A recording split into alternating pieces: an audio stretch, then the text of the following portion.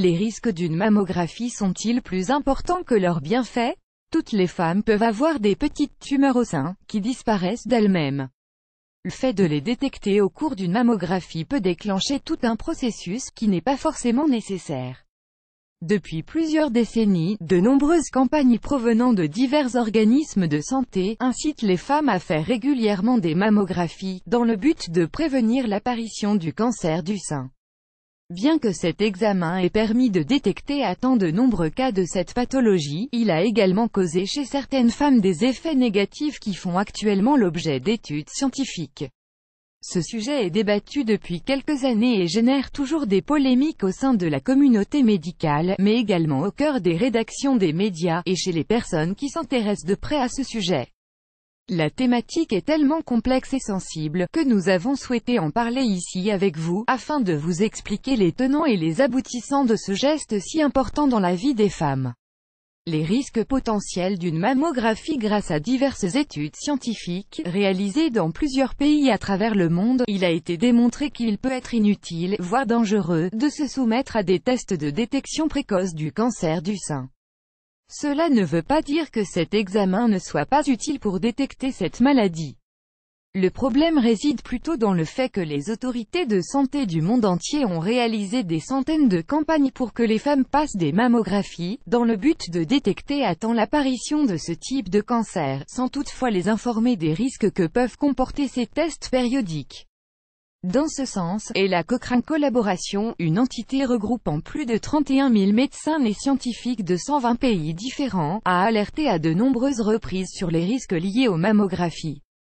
Ces chercheurs ont réuni toutes les données qu'ils ont pu recueillir dans un document appelé « Screening for Breast Cancer with Mammography » en français, les mammographies pour détecter le cancer du sein, dans lequel ils exposent certaines vérités, et notamment les dangers relatifs à cet examen. Le grand problème, l'imprécision de la mammographie. Grâce aux mammographies, on prétend parvenir à diagnostiquer de manière efficace l'apparition de petits groupes de cellules cancéreuses dans les seins, qui ne peuvent être palpés ou détectés à l'œil nu.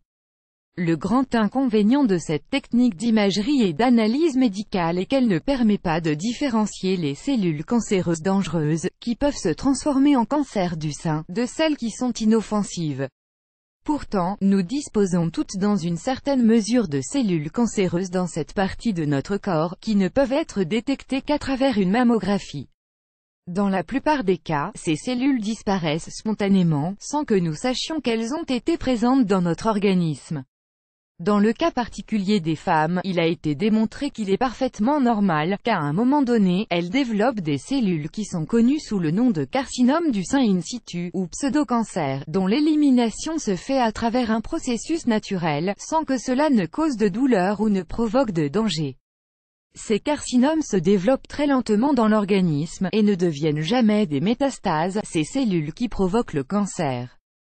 Cependant, si elles sont détectées à travers une mammographie, il est habituel que les médecins disent à leurs patientes « Vous avez un cancer ».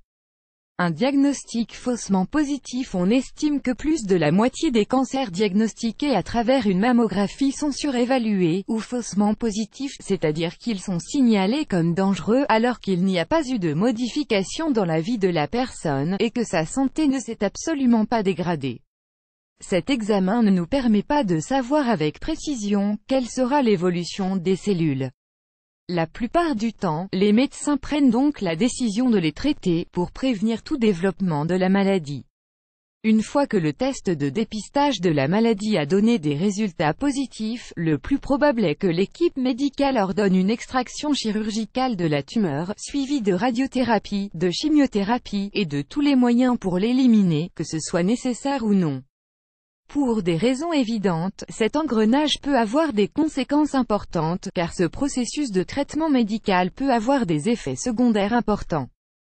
Quand faut-il réaliser une mammographie? Au vu des risques potentiels que peut avoir un tel examen médical, de nombreuses organisations, comme Breakthrough Breast Cancer Campaign et Breast Cancer Care préconisent que les femmes le réalisent entre leurs 50 et leurs 74 ans, ce qui correspond au moment de la vie des femmes durant lequel elles ont le plus de risques de développer cette maladie.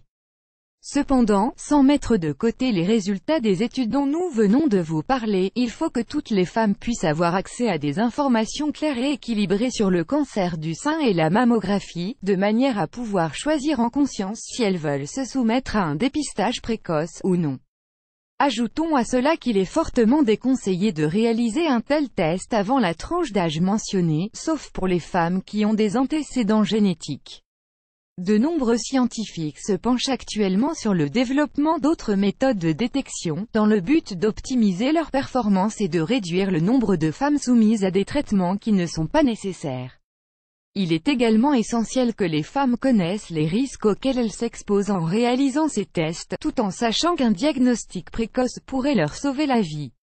Et vous, que pensez-vous de tout cela? Source REFERENCES BMJ Open, September 24, 2014 BMJ, 2014 Time, September 25, 2014 Swiss Medical Board, December 15, 2013 The New England Journal of Medicine, April 16, 2014 Cancer Epidemiology, July 14, 2014 Reuters, Auguste 22, 2014 Annentern Med.